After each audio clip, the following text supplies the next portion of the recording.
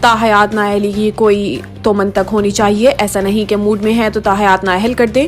Supreme court میں article 62(1) کی تحت نااہلی مدت کیس کی سماعت ہوئی۔ درخواست گزار کے وکیل نے دلائل دیے کہ عدالتیں ڈکلیریشن دینے کا اختیار رکھتی ہیں۔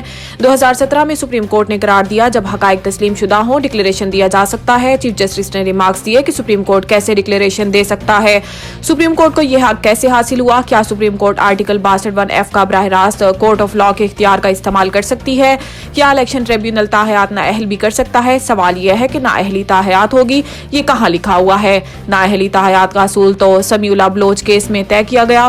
اگر ہم سمیع اللہ بلوچ کیس اور سیکشن 232 دونوں کو غلط کہہ دیں تو نااہلی تو ایک دن بھی نہیں رہے گی۔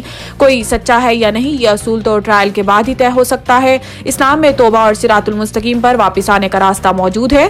چیف جسٹس پاکستان نے کہا کہ ایک جج کہے گا نااہلی ہوتی ہے، دوسرا جج کہے گا نااہلی نہیں ہوتی، جعل سازی پر ڈکلیریشن کون دے گا؟ کچھ الفاظ ایسے ہیں جو محض کاغذ کے ٹکڑے کے سوا کچھ نہیں۔ فیض حمید نے دھرنا کمیشن کو جواب جمع کروا دیا، حکومت کے خلاف سازش کے الزامات کی تردید۔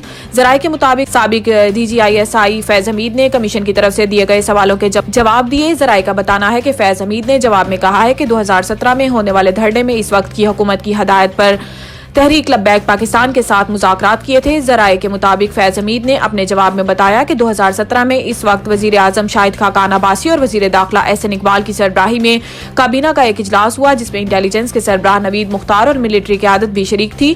ان تمام افراد کی مشترکہ ہدایات پر TLP سے مذاکرات کیے تھے۔ PTI نے بلے کے انتخابی نشان کے حصول کے لیے سپریم کورٹ سے رجوع کر لیا۔ تحریک انصاف نے پشاور ہائی کورٹ کے فیصلے کے خلاف سپریم کورٹ میں اپیل دائر کر دی جس میں موقف اختیار کیا گیا ہے کہ الیکشن کمیشن کی درخواست قابل سماعت ہی نہیں تھی۔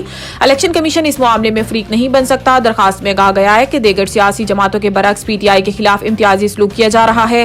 الیکشن کمیشن نے بلے کا انتخابی نشان واپس لیتے ہوئے وقت شواہد کو مد نظر نہیں رکھا، جبکہ پشاور ہائی کورٹ کے جج نے قانون کی غلط تشریح کی جس کے باعث ناانصافی ہوئی۔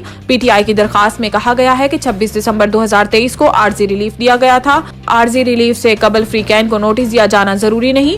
ناقابل تلافی نقصان کے خدشات کے تحت عبوری ریلیف دیا جاتا ہے۔ پشاور ہائی کورٹ کو بتایا کہ بلے کا نشان نہ ملنے سے ناتلافی نقصان ہوگا۔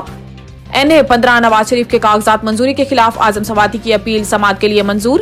PTI رہنما اعظم سواتی نے مسلم لیگ نون کے قائد نواز شریف کے ایبٹ آباد میں قومی اسمبلی کے حلقے NA-15 سے کاغذات نامزدگی کے منظوری کے خلاف اپیل دائر کی تھی جسے سماعت کے لیے منظور کر لیا گیا ہے۔ عدالت نے اعظم سواتی کی اپیل پر نواز شریف کو کل کے لیے نوٹس جاری کر دیا اور الیکشن ٹریبیونل کے سربراہ جسٹس کامران حیات اپیل پر سماعت کریں گے۔